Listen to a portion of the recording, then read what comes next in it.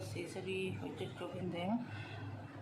Maqaan akka isiniin jedha yeroo maradhee keessatti amma kun zinjariidha. Zinjarii gattee qopheeffadhee jiban kiraaftii illee kanaa bashara kasii kanallee ciree waan tokko qopheeffadhee walitti achaanaan afaan salaata siisarii jedhama.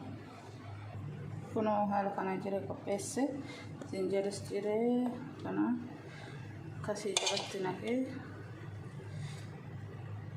Atame kanamu jiban kiraaftii lafa gubbaan naqee soosii nuti dabalannu kan biraan barbaadu kunoo kanuma soosii raanchi kanuma qofatti dabalanna.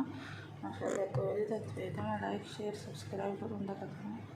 Salaataa kamandarii hojjechuu irraa shaantii jedhama.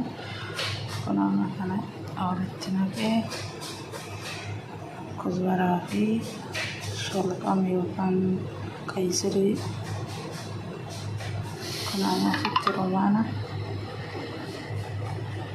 waan walitti dabalan hortamu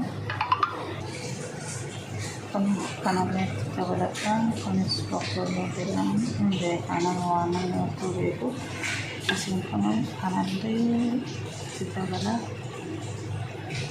kanarraa fi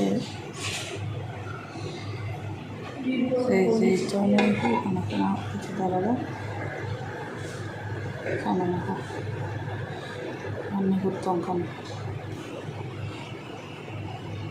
soogiddaa fi filfila soojii wanneen dabala zeyitoonii fi kana jechuudha. Akka namaatti nama bitti naqaa jechuudha kanatti.